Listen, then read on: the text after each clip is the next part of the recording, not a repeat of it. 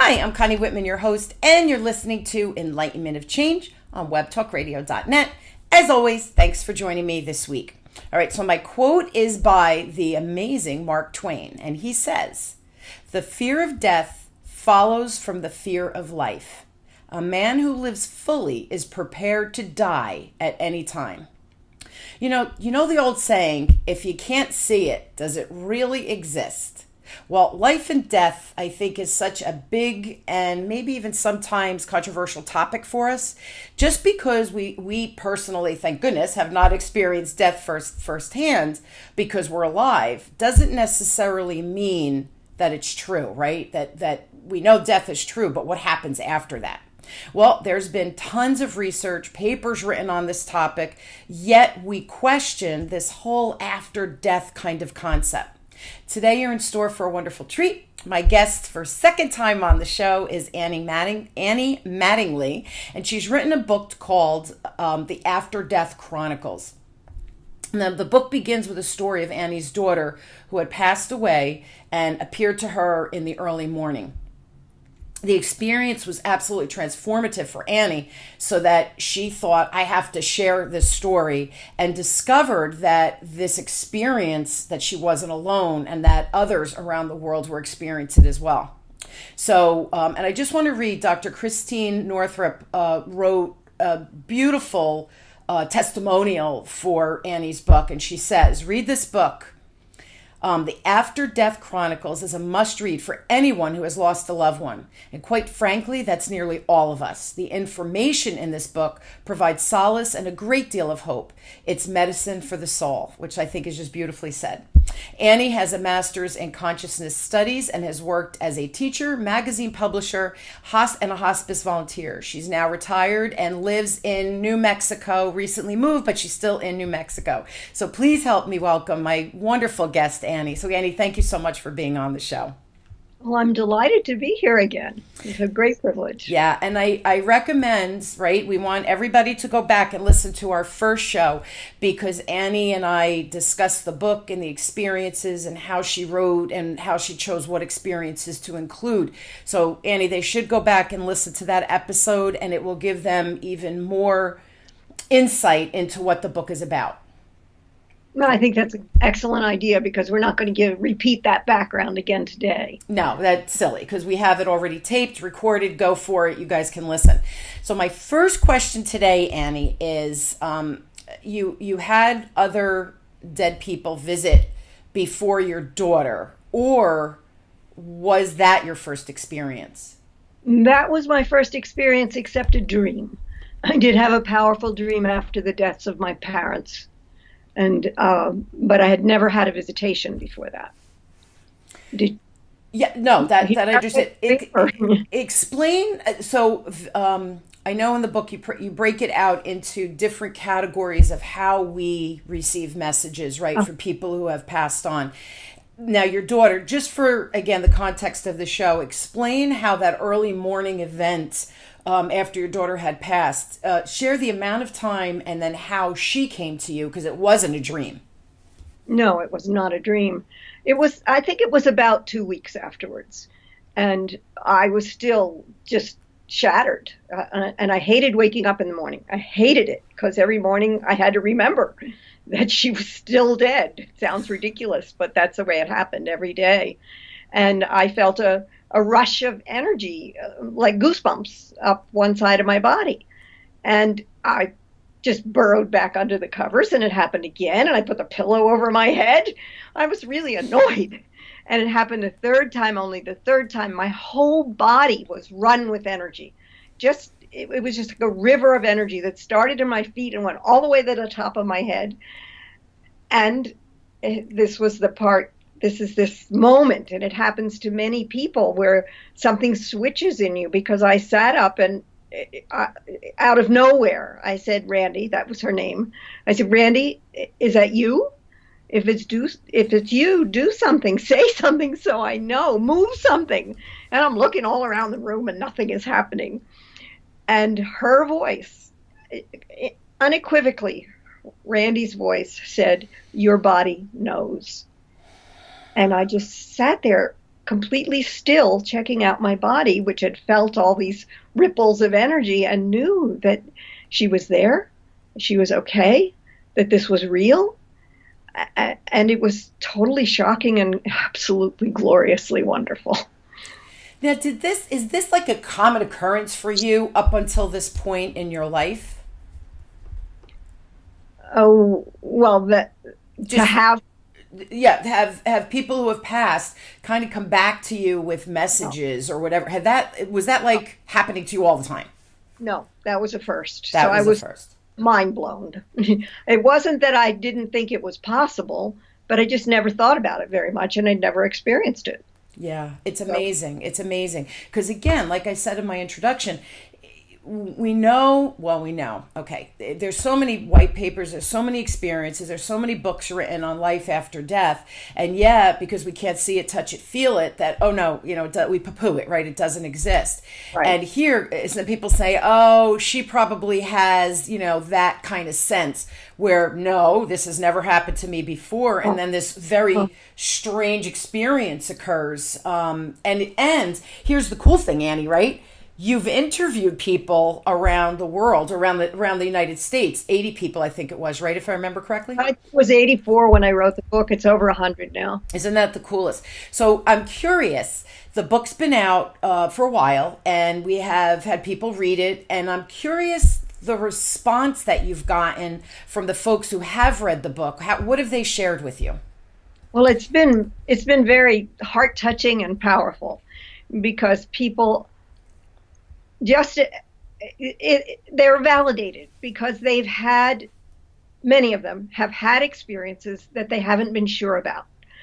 Was this real? Did it really happen? Did I make it up?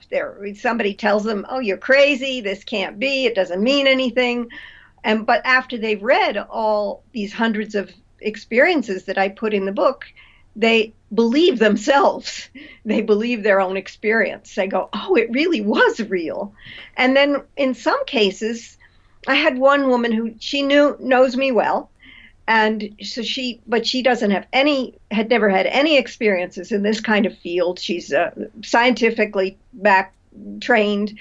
Evidence-based, that's her belief system. Absolutely. She didn't really think, she thought this was, I don't know if she thought it was crazy. She didn't tell me that, but she bought the book. And she read just a little bit, then she read a little bit more, and then she read it. And when she read it, she said, wow, well, maybe this is possible. And she wondered if she could have an experience with her father, who had died, and she did have one. Wow. And she realized that it was because she was open to it. And she got it that she had to do something inside herself to allow that to happen. And it was simply a matter of allowing for the possibility that it was real. And she did that. And then she had a very simple experience, and that was enough to set the stage for a different part of her life. And that was quite touching to me, to realize that someone could be changed in that way. And it's so funny, because I think we're stubborn. We believe what we believe. And here you have this very scientifically minded person just open to the concept of. Do me a favor, again, for the people listening that maybe haven't listened to the previous show. Share how, like your daughter, you literally heard her, but you've had other experiences, and the other 8,400 people that you interviewed, they see people who have passed on in different ways. Can you just share some of that too? Because I think that'll give context to the show. Yes, because there are many different ways. I mean, the most common way is dreams, because that's easier for more people to accept. So, and usually those dreams have a quality of difference in that they are more easily remembered, they're more clear cut, they seem sparkling, you might say, they have a different quality than the rest of our ordinary dreams. So they're more easily identified as something special. There's the auditory, like I have, visual. Some people have visions. People have someone they love show up on the bedroom wall lit up. Cool. That happens. And it's more than one person, more than three people that I've talked to. And of course, it's many more that have had the experience. Sometimes people have a smell, an olfactory experience, a smell that is particularly connected to someone. It could be pipe smoke or perfume or essential oil, something that's very particular and it's recognizable. Only it's you can tell this is Mary Jane because that's how Mary Jane always smelled. Let's see what else. Nature, experiences through nature, where 50 butterflies show up out of season, or a butterfly sits on your shoulder while you walk for a mile, and or other things of that nature, clouds that form in the sky that have a particular meaning. So that's nature, dreams, visual, auditory, touch. Sometimes people actually feel a familiar touch. It could be a hug, a pat on the shoulder, something That's that cool. is recognizable. That's cool. The touch, I think, would be really cool. Yeah. It's funny, as you were going through the list, my sister, when we were little, my grandparents lived upstairs and we lived downstairs in the same home. And so every Sunday, my grandfather would go and get, us donuts, and he'd give us coffee, which is so funny. We would never do that to our kids today because they didn't have decaf. It was regular coffee. But he smoked cigarettes.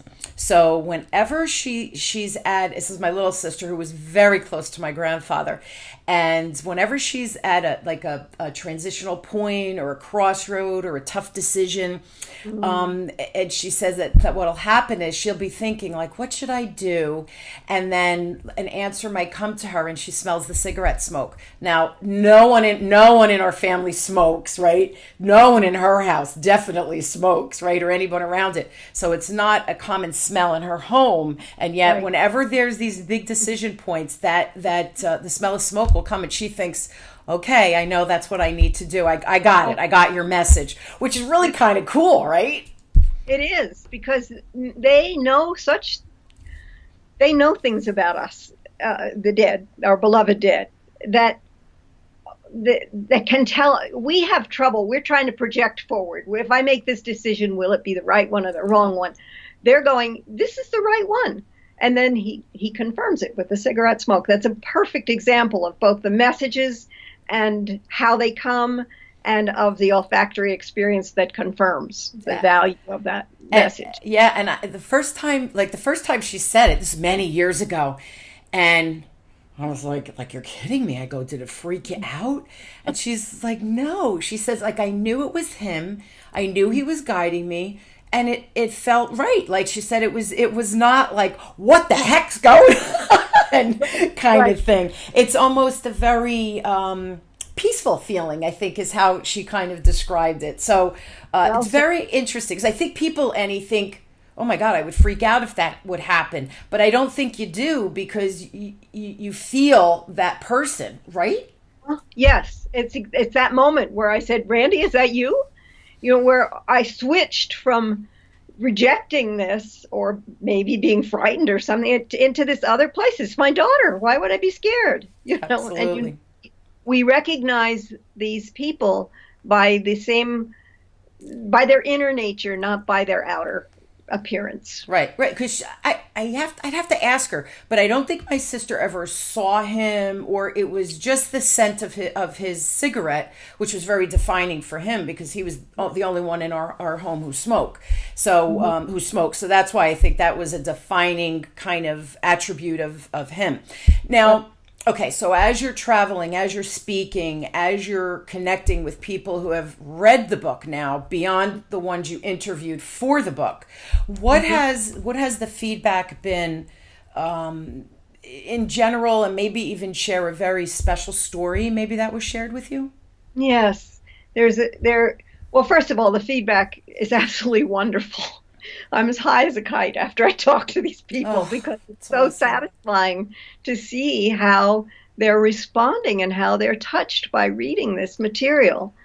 And that's just uplifting. It I like it. Just say it. I like it, you know. I want And more of it. yes, one particular story that just I've always loved, and I've shared it a few times, but it wasn't in the book. It involves actually a couple. There is a man and a woman. They had I think it was his stepson and it was a stepson and a daughter, and I forget which one belonged to who originally. But anyway, over the course, this happened over many years apart, quite a few years apart, 18 years maybe or something. Both these children died as adults. They weren't children. One of a drug overdose and one in a car accident. And shortly after the daughter's death, she was the one who died in the car accident, and her mother was driving, and she got the message heard her daughter's voice say, "Slow down and bring the car to a stop." So she slowed down and she stopped at a green light. Nobody stops at a green light, right? No. You know? Stopped at a green light, and a big truck shoop, ran the red light. Wow. Right in front of her, and probably right where she would have been. Wow. I mean, that's powerful. That is powerful. Now this woman who, said stop the car, slow down and stop, had she ever had any experience with her daughter coming to her in the past? Not that I know of, but I'm not positive. Wow. So, they say we have guardian angels, and they're usually people who have passed on that's very close to us. Are you finding that, or do people feel that way, I guess I should say, after reading the book? Sometimes people say that, and I've come to see that, whether we call them our guardian angels or our beloved dead, it's just a name. But I think that the connection that makes this support so real and strong that it can actually be life-saving is love. So there's love between these people who have passed on, our parents, children, friends, lovers, and that is the link that allows us to hear the voice and allows them to know that they should tell us, slow down, if that's the case. Now, has anyone told you that they read the book and they were like, yeah, not going to happen to me, and reading the book, still a little closed off in their thinking, and then at some point maybe gave in to the thought of, oh, maybe this is possible, and then did have an experience like where they were almost fighting it because they didn't want to believe it, and then as soon as they kind of succumbed to this could be true, that they had the experience. Has anyone shared anything like that with you? The closest is the one that I told you about, the woman who was very doubtful at first and slowly read. But no one has said, this is baloney, Yeah. I mean, a lot of people think that, but they don't read the book, if they think that. Right. No, but that's true. So your listenership, your readership, I should say, are people who are already open to this concept of, life after death. So that's a good thing. Mainly, and which disappoints me, because I really would love for people to read it who don't know anything about this and who are doubtful, because I don't have anything to prove, but these examples might influence them so that they would understand the possibility. I wonder, Annie, how many people maybe who have had an experience like my sister smelling the smoke, or someone hearing like stop, and something compels you to stop, but then you kind of go, it was just an instinct, and you don't really think about it again. I wonder how many people, if they read the book and would hear all of your examples through nature and, like you said, through dreams, etc., might say, wow, I actually have had that experience, and I've had them multiple times. Well, I've had people say that they now believe experiences they've had, but I don't know about the multiple times. Okay. Yeah. So now they can look back and go, oh, that did happen to me, whereas before maybe they kind of discounted it. Exactly. Has anybody reached out to you that's read the book or that you've spoken to that said it truly changed their life? And what was the result of that life-changing event based on because they read your book? I don't think anybody's told me that. Nothing. Not that it didn't just totally change their lives. But No. have you had the experience maybe where the person that they were distraught from losing, right, from passing on, where when they did hear from this person in whatever vein it was, that it just gave them such peace and confidence that like all was well. Yes, absolutely. Many people have done that. I just received an email through my website this week. I have to respond to this man. I always have to think about it a little bit before That's I nice. respond.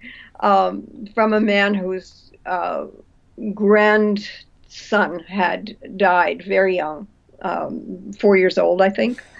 And his son, the man who wrote to me, his son had was just fallen apart, and he was wanting, this man who wrote to me was wanting to help this man because the man who wrote to me had read my book, had seen some of my podcasts, and was very, very helped by that. He found it very, he clearly felt much more at peace about his young grandson's death. What he was hoping to get from me, I don't know whether I can give to him or not. A way to help his son to come to a more peaceful relationship with his son's death. Yeah, I shared your book, I told you, with one of the women at one of my clients' place, that she shared that her son had passed away in a car accident and very distraught. And you and I had just taped the show. So I said to her, when it posts, I'm going to send you the link, and I'm gonna send the book to you, through the interoffice mail at this one client. And it was funny because I explained the concept of the book, Annie, and she says, like, I'm ready for it, but I don't know if I'm ready for it. And I said, well, Annie and I spoke about that. If you're not ready for it, then it's not going to come through. You truly have to have your heart open to the concept and to the experience for it to come through. And I don't remember, so I'm going to ask this question, Annie.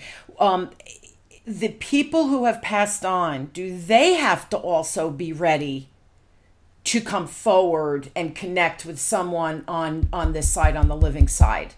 Have you? Well, I think it is a conversation, whether it's verbal or not. It is a conversation, and both people have to be available for that. Now, how the availability works for the dead, I don't know. But some seem to come quickly, and some take a little bit more time after their deaths, and some take a long time, 30 years, Someone who, there's a particular man, this is a story that's in the book, where the man was just hard to reach as a father. He couldn't seem to connect with his son well while they were alive. So his son never felt supported. And the man died, and they had a nice connection as he was dying, but then there was never any connection after that. And 30 years later, the man was still longing to have connection with his father, and he was starting a new project. He was writing books on consciousness, and he really wanted his father's support. And in a deep, deep meditation, he asked for his support, and his father came. Wow. And said, I never knew what you wanted before, and now I do, and now I can give it to you. Isn't that interesting? In real life, while we're alive, we have conversations that are so misunderstood, right? And it's nobody's fault. It's just sometimes how the conversation unfolds. Feelings are hurt. I'm not in a good place, whatever it is. So isn't that interesting that even after death, we can have that experience of, I never knew what you wanted. I never knew how to connect with you, for you to understand me or for me to understand you. That actually blows my mind, Annie. To me, it addresses this whole thing that everything is a continuum, and it doesn't stop because we're dead. That's right. So our growth and development that I hope we're working on now continues after death, and continues and continues and continues. And I don't know why it took 30 years for this guy to show up, but he did. you know. I, I don't I think think there's that's cool. I time think that's cool. limitation on this, you know. Yeah, it's again, if only, not that we want to rush this, right? But if only we could understand, we kind of understand what goes on the living end, right? Because they've done so much work with the mind, the brain.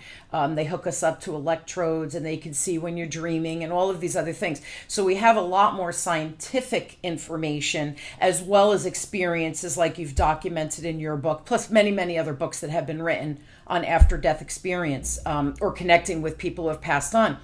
So it would be so interesting to see that realm on the other side. Again, I'm not rushing to get there, Right. Well, right? when we get there, it's going to be kind of fun, I think. I think you're cracking me up, but I think you're right, because we're so interested in the living world, right? So I would imagine we take that level of awareness or consciousness when we go for that, and I'm going to use the word curiosity. I don't know if that's the right word or not, but we bring that curiosity with us, because I think it's just like you said, it's part of our dynamic. Like my grandfather with the cigarette smoke, that was kind of like his signature mark. Not that it was a good signature mark, but it was right. I mean, only it's sad, right, that he was a heavy smoker, but that was his signature mark that defined, and we know that was him.